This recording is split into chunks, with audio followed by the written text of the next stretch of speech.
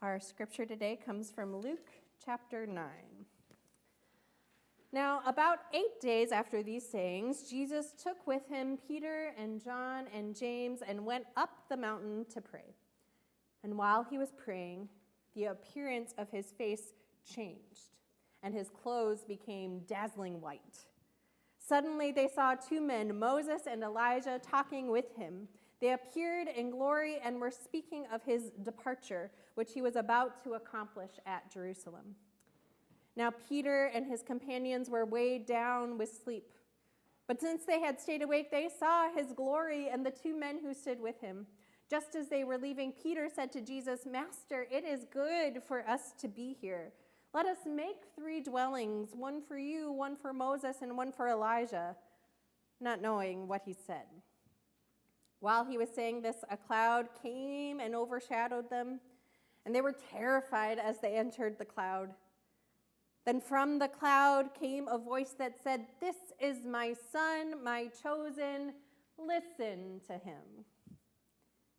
When the voice had spoken, Jesus was found alone, and they kept silent, and in those days told no one any of the things they had seen. On the next day, when they had come down from the mountain, a great crowd met him. Just then a man from the crowd shouted, "Teacher, I beg you to look at my son. He is my only child." Suddenly a spirit seizes him, and all at once he shrieks. It convulses him until he foams at the mouth. It mauls him and will scarcely leave him. I begged your disciples to cast it out, but they could not. Jesus answered, "You faithless and perverse generation, how much longer must I be with you and bear with you? Bring your son here." While he was coming, the demon dashed him to the ground in convulsions. But Jesus rebuked the unclean spirit, healed the boy, and gave him back to his father. And all were astounded at the greatness of God. Word of God, word of life. Thanks be to God. This is always a strange day in the church calendar, this Transfiguration Sunday, this Sunday before Lent begins, after a season of hearing about how God was and is revealed through Jesus Christ, both in miracles and healings and teachings. And it culminates in this strange story of a mountaintop and glowing faces and altars, all before then next week we get thrown back in time to when Jesus is out in the wilderness wandering around for the season of Lent. It's hard to tell if this day should be a last hurrah of shouting, "Glory, hallelujah," or should it be a day of anticipating this more reflective season that is to come? Like most things in faith, the answer is probably both.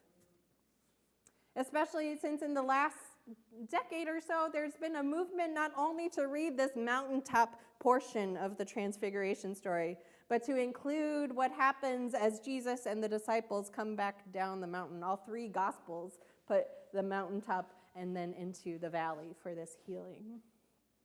There is a growing understanding among preachers and theologians that to leave us on the mountaintop gives us some false expectations. And we need much more context to get the real picture of what is happening here. Because we've all had mountaintop experiences, right? Maybe on a literal mountaintop or maybe not. But we've had these moments, right, where we were so close to God, so sure of our faith and ourselves and our calling that we just couldn't deny it, that we were just filled and energized and ready to go. For me, it started at the ripe age of 8 years old when I started going to church camp, right? How many of you are church campers from when you were little? Yeah. Okay, so that week of camp was just one big mountaintop experience where you were like, "Oh my gosh, I love Jesus so much," right? And then all of a sudden you would come back down and it would be a little different. So I went every summer, had mountaintop experience. As soon as I was able to as a young adult, I started working all summer, so that 1 week became 8 weeks of a mountaintop experience. And I loved it. I can tell you there is a piece of my heart buried on the hillside of Luther Glen Camp in Yucaipa, California, because that is where I had incredible experiences of God's love and of living into my own vocation and having just really beautiful, unrepeatable worship experiences. So when I tell you that I get Peter in this story, I get Peter.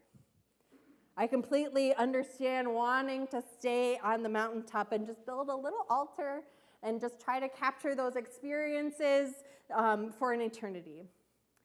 I so needed to do that. I so wanted to do that I ended up working year-round at that same camp for 2 whole years. I put off seminary not once but twice so I could stay on the mountaintop. And yeah, a variety of other reasons, but looking back, it was really because I could not imagine having that same sort of faith, that same sort of assurance in what God was doing anywhere but on that mountaintop.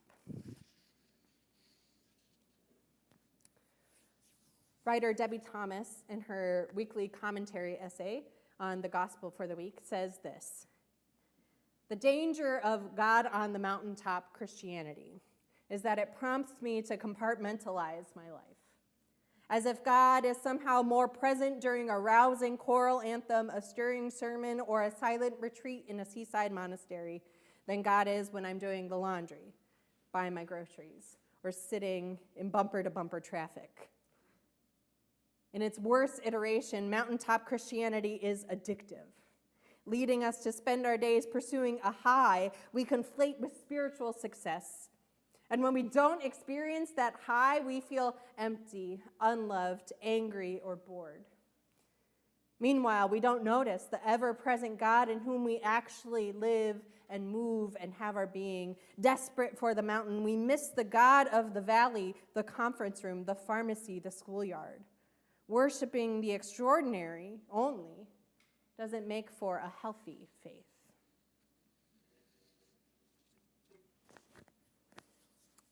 I think that's why Jesus doesn't let Peter build the altars as much as he wants to. This is why they go back down the mountain and immediately to the crowds and to a child in need of healing. The glory of God is found not only in those beautiful, transcendent moments, but also in the hard ones. Jesus is not only beloved Son of God when he is glowing and talking to Moses and Elijah, but also when he is in the depths, complaining about us who are faithless and perverse, thanks Jesus, but also still healing and giving hope when it seemed previously out of reach. Unless the mountaintop prepares us to see God in the depths, that's an empty, even vain experience. And that's a really hard tension for communities of faith to hold.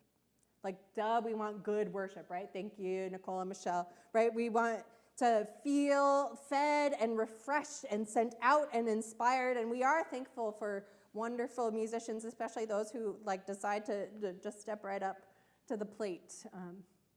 We're thankful for halfway decent preachers. We are thankful for liturgists who are thoughtful in the ways in which they open our eyes to what Scripture, to what God is saying.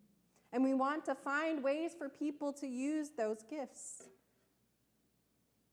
But we also know that sometimes we define good as merely what I like. Or, more dangerous, good is what we've done before. Mm-hmm. We make the mistake that Peter makes of making our own experience normative for everyone else. I had this wonderful transcendent experience here. Shouldn't I just build an altar and expect others to have the same wonderful experience? Yeah. That attitude, though, you can see, starts boxing God in. What makes a welcoming, healthy community of faith is doing our best to open up our hearts and minds to all the ways in which God is showing up. We want to be a space, yes, for transcendence and glory, but also for acknowledging that God sometimes shows up maybe best in the mess and the muck of life. So one tried and true hot metal tool that helps us do this. And I am channeling a little bit of Jeff Eddings, former pastor, a little bit. When I talk about this tool, I think you know what's coming, is the practice of Ignatian Examine. Not that this is the only way to see God at work, but it's a nice tool that works both on the mountaintops and in the valleys. So the Ignatian Examine is from Ignatius of Loyola, Catholic priest, founder of the Jesuits, and all their contemplative coolness. The practice of a daily examine is roughly 5 steps, and if you Google Ignatian Examine, there's going to be 80 different ways, you get like 80 different little differences in how they say it, how they frame it. I got this from Jesuits.org, so this, it's halfway right. But first step is to place yourself in God's presence. To find the space around you or within you where you know God is there. And to give thanks for God's great love for you. Number 2 is to pray for the grace to understand how God is acting in your life. We don't assume to know. We certainly can put our own thoughts onto it, but to pray for the grace to understand what God is doing. 3 is to review your day, recall specific moments, recall specific feelings at any given moment during the day. 4, reflect on those moments, what you said or did or thought or felt in those instances. And to ask yourself, was I drawing closer to God in that moment, or was I pulling away? And 5 is to look toward tomorrow. Think of how you might collaborate more effectively with God's plan. That's how the Jesuits put it. I love that. How can I collaborate more effectively with God's plan? Where is God calling you into the future? And if you're doing it by yourself, then you can end with the Lord's Prayer. But doing these 5 steps regularly, if that's daily, great. If that's weekly or monthly, that's cool too, right? But the practice of doing that helps us not only to give thanks for those mountaintop experiences, those times where we can say, oh yeah, that's right, I saw Jesus. He was glowing with Moses and Elijah. That was awesome. But also it helps us to tune our hearts to God in the small and in the valley experiences. To say, oh yeah, and God was when I didn't think, when it wasn't all shiny and glowy, when I needed someone to come and be with me. In that way, we don't build altars in any one place for any one experience, but become living altars that honor God's presence in our whole lives. That makes the place where God and others are welcome, not just these 4 walls, but the living, breathing community of faith that opens their arms to any whom Jesus has welcomed in whatever way they have experienced that welcome. So, if you so choose, we are going to practice doing the examine together to name all the ways in which God has shown up in our lives, let's say in the last week. So, Michelle and Nicole are going to sing a reflection song. During that time, I invite you to do those first 2 steps, and I have them written out, so you'll see them. But the first 2 steps of placing yourself in God's presence and love, and to pray for understandings. Then, when we get to small groups and you want to engage, you don't have to engage in small groups, but if you want to, when we get into those small groups, share about an experience in your life, something that happened where maybe you think God was present and working, and how you felt. And again, these don't have to be mountaintop experiences. They can be in the valley, they can be in the laundry room, they can be in the schoolyard. Wherever you found yourself this week, think about maybe how God was there too. And after you have all shared and reflected about this past week, I want you to wonder together about where God is calling you in the coming week. And as we prepare to share and discern God's presence together, I invite you to receive this blessing from Jan Richardson. It's titled, Dazzling, a Blessing for Transfiguration Sunday. Believe me, I know how tempting it is to remain inside this blessing, to linger where everything is dazzling and clear.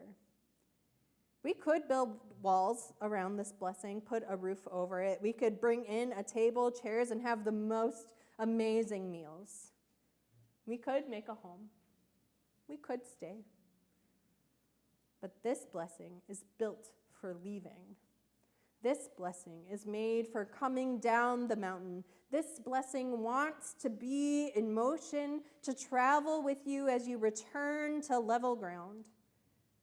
It will seem strange how quiet this blessing becomes when it returns to earth. It is not shy. It is not afraid. It simply knows how to bide its time to watch and wait, to discern and pray, until the moment comes when it will reveal everything it knows, when it will shine forth with all it has seen, when it will dazzle with the unforgettable light you have carried all this way. Amen.